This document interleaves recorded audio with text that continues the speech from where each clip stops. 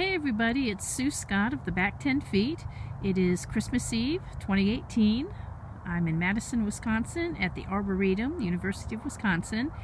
And it's just a beautiful day. It is freaking cold, but I love it. And I wanted to share this beautiful place with you. This is the Curtis Prairie that has been under restoration progress for some time now. And of course it's winter, so the plants are resting. And in the distance you can see a line of trees. Beyond that there is unfortunately some traffic, but this is an amazing place and has a lot of historical significance. I believe a portion of this was actually remnant prairie that was never disturbed ever in its life. And some pretty famous people have been involved with this prairie. And it's just absolutely gorgeous, even on a cold winter's day. Hi, how you doing? Good. As you can see, there are people out enjoying the prairie, even on a day like this, because it really is a beautiful place.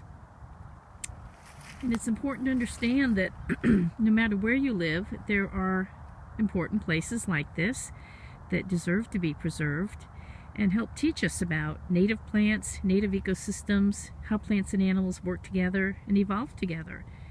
And I love this place because at any given time of year, there's always something happening. And I think it's important to understand, even when it looks like this, there are things going on. And look at these beautiful leaves, which will eventually break down and even attract microorganisms and fungi and create food for all the plants that are here. Aren't they beautiful?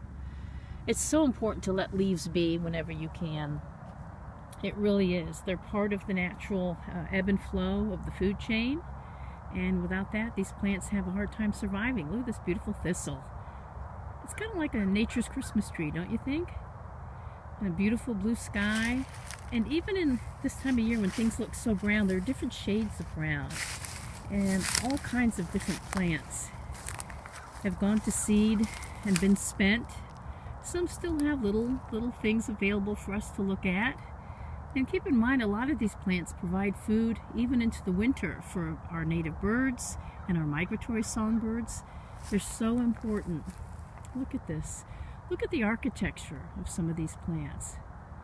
Really remarkable.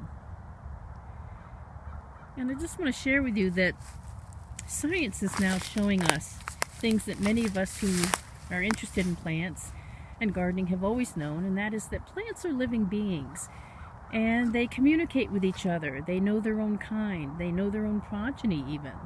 Pretty remarkable for an organism that doesn't even have a central nervous system, right? So I just want to share some thoughts with all of you as this year comes to an end and before the spring begins, which is just around the corner, let's be honest. And that is that plants are so important. But the native plants, native to our region, that's what creates a sense of place. That's how we recognize where we are. And it's not just us, it's all the other creatures that utilize these spaces who depend on that. And that's insects and mammals and reptiles, amphibians, all kinds of animals depend and evolve with these ecosystems. And the more we can replicate them in our backyards, in our back 10 feet, in our side 5 feet, the better. It's so important to understand that lawns for many hundreds of years have been overvalued. They've been a status symbol. And that kind of status symbol needs to just go away. It just needs to go away. The new status symbol should be an ecologically sound landscape that works as nature intended, that does not use additional inputs from mankind, such as man-made fertilizers or pesticides. Remember, there are no pests, really. Nature has a purpose for everybody, and it all needs to work together. And there is a natural ebb and flow, and it's okay for your plants to be nibbled on. They're supposed to be.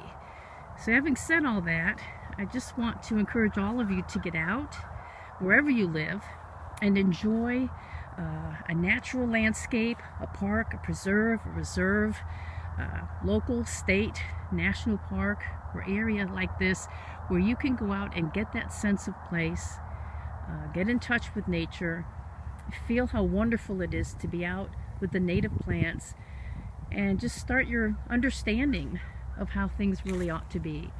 And it's not that hard to recreate these kinds of landscapes in our home landscapes, no matter how small, no matter how big. There's lots of information out there. Simply, as John Sibley from All Native Garden Center would say, get real, go native, okay? And just first, do no harm. Stop thinking you have to input so much garbage into your landscape. That's part of what's affecting our water, our drinking water, our recreational waters, our fishing waters. Look at what is happening in Florida, where I was from. Wisconsin, you're not far behind if you don't get your act together. It's all about caring for the environment, caring for the landscape, and understanding what our part in it really is, okay?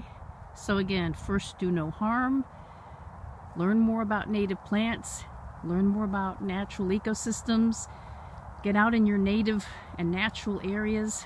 Learn to enjoy. And I hope you all have a wonderful holiday season. And let's all make a promise at the start of the new year. We're all going to do our part to make life better for ourselves, our children, our pets, and our neighboring fellow animals on the planet and our plants. We're going to do better for all of them, and we can all do it simply by starting in the back 10 feet.